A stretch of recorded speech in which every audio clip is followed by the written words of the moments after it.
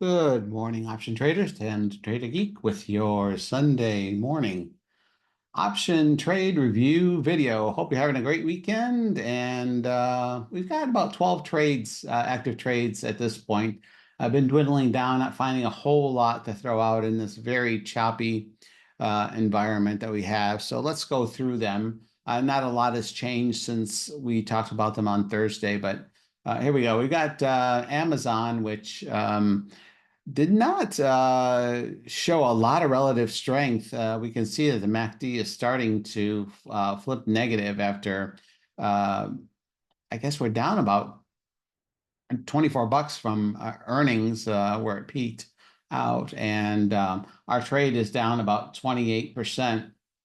So it was holding up pretty well until the last couple of days, but we have a stop here at $3.60. We haven't taken any profit targets, but our average cost is 5.5. So I'm probably going to back this off to about 50%. I don't think I want it at $3.60. I thought our cost was like 720 on this. I'll double check it, but and that's why it's showing at 360. So we bought the 245 calls, sold the 265, no, 750 and $2. No, I guess it was 550. So yeah, this stop should be at call it 275. So we're not close to the stop just yet, but you set your stop where you want it to be. And if we still see continued weakness, obviously we could head down to the 50-day down here. So tech not looking so hot these days. Costco still just going sideways, a little bit of a tail on Friday.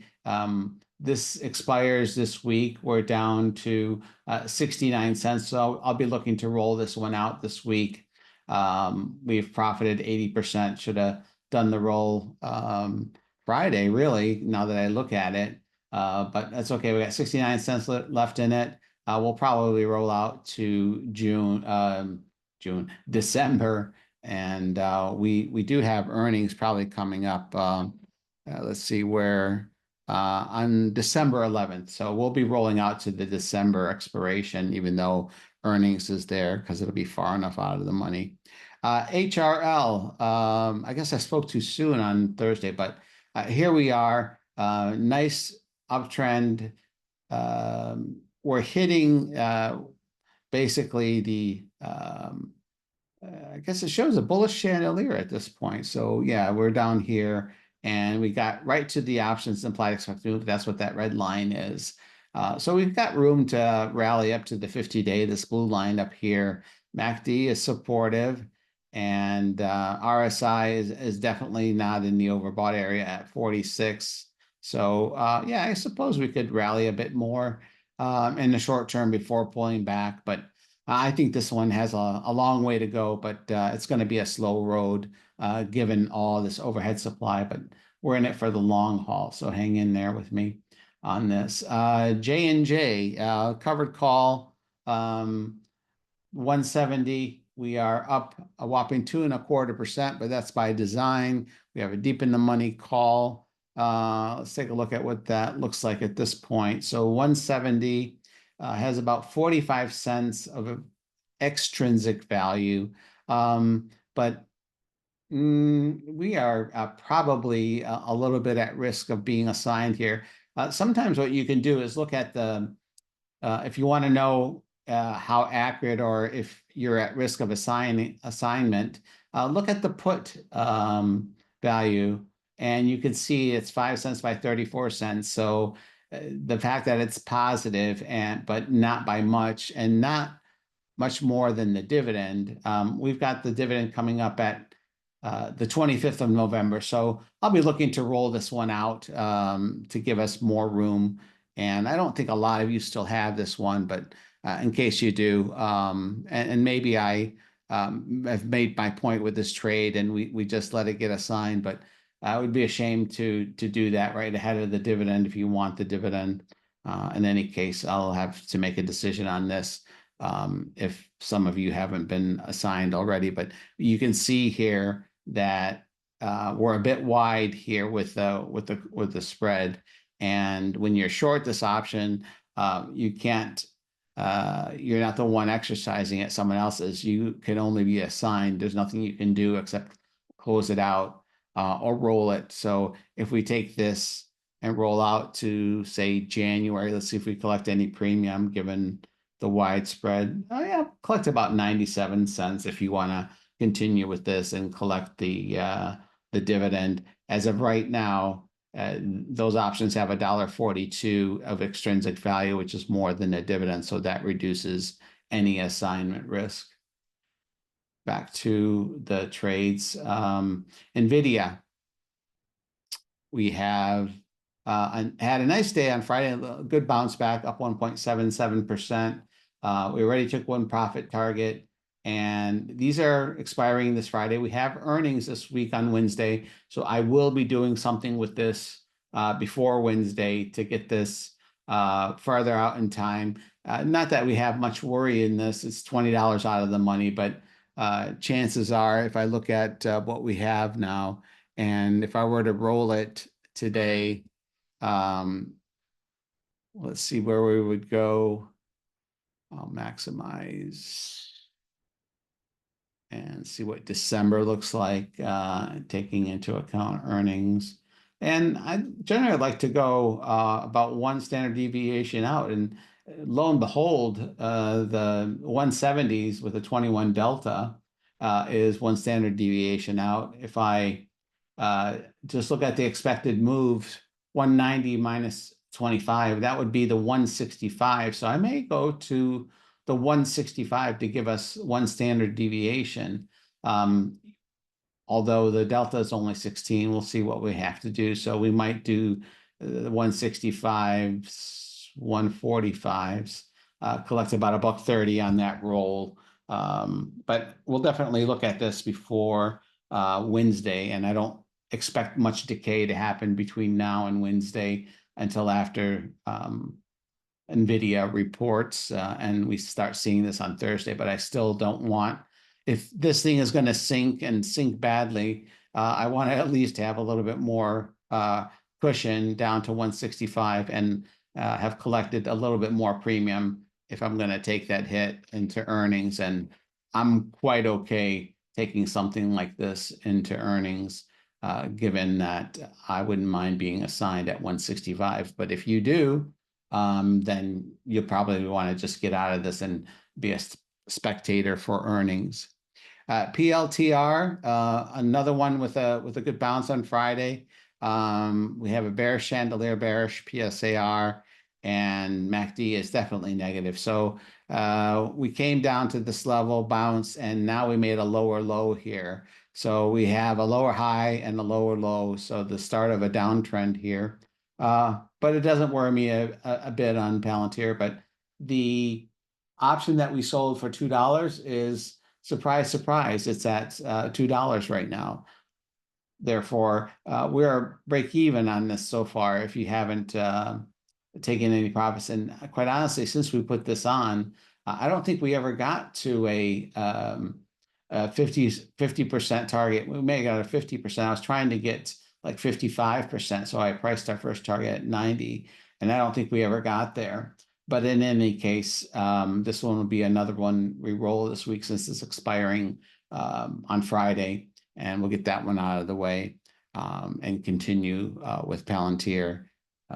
And again, this one is a couple dollars away from the money, and I would probably roll it to maybe the 160, 140s just to give us a little bit more room potentially to the downside. PayPal, not having a great day at all on Friday, and I considered closing this trade out.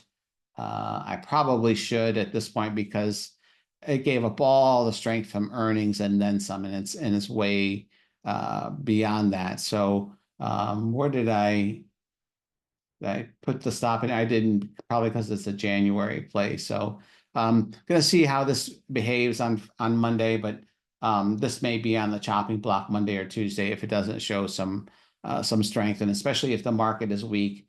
I like PayPal. I love what they're doing. I hate to cut this one short, but Risk management is risk management. So don't hang around here, especially since we're now at 62. We have a 70-80 call spread, and now we are $3 in the money on this put spread, although it does go out to January. Again, it's not a worrisome thing, but I do I am concerned that it's not showing any relative strength despite a really good earnings and a good report on what they're doing. SPY, we have 3 trades on still. We have 2 bullish, 1 bearish. The first one is a bullish call spread, and we've taken a couple profit targets on it. I thought I put the stop here. Let me refresh this, see if it shows up. Yeah, there it is. All right, so I put the stop back at break even here on the SPY call spreads. We've taken a couple profit targets. We could have taken another profit target on Friday, but I'm not seeing the next profit target on here. I should have. Oh, I put it in the wrong one. I put it on the put spread. So yeah, we'll probably put the next target at around 15 on these. It's a 20 wide spread. But if it gets back down to our cost basis, let's cut it short. For practical matters, we've taken 2 profit targets. We should be out of this, but I want to give this play a little bit more room, given that we're in a seasonally bullish time of year. We'll see if seasonality asserts itself. TLT, doing what it does. We are down 11% on the rest of these, and didn't have a good day. Interest rates went up again. Not looking good. A 50-day battle was lost. It would be is apparent. We're at 88, 87. We have the 87 puts. They're still out of the money, but we'll see if this 88 level holds 200-day. Again, I don't give a whole lot of credence to the 200-day and the 50-day on the bonds, but perhaps I should. In any case, this is a December 87 put, and we're plenty of time on this, and we've been doing this roll for months and months, and we will do it again as long as the TLT remains range bound between 90, call it 92 and around 85 or so. We can sell premium and give ourselves a lot of room to be right. Finally, our other consumer staples, the actual ETF here, XLP, we're down about 20% on these. And I went ahead and put a stop on these at basically half price for now. Hopefully we don't get stopped out. We're at double that amount right now, and we are underwater by about 20%. But again, this one's rallied from 75, and it got as high as almost $78, which is nice, but still not showing the oomph I would expect, and the only sector that's down year to date. So I'd like to see more relative strength. And I think if we get more weakness in the market, that the consumer staples ETF like this, the XLP, will rally. So quite a few trades that we're going to have to close this week because of options expiration. And it should be an interesting week. It is options expiration week, meaning that if you want to put on swing trades, I would watch for the expected moves in your underlying and where you're going, and especially for November expiration. Remember what we talked about, and that is to look for open interest. NVIDIA is not a good one to look at since it has earnings this week, but something like Apple, if you're looking to put something on, look at the open interest. It clusters around 275, the high level here, 18 on the 15,000 open interest on the 270 calls. So 270 to 275 would seem like a good place for Apple to settle out in terms of pinning to those particular strikes. In any case, I'll have more to say about that as the week goes on. If you have any questions, Trader Geek Sam in the forum, Sam at Option Market Mentor via email. And I hope you have a good rest of your Sunday, and I will see you in the forum tomorrow. Take care. Bye-bye.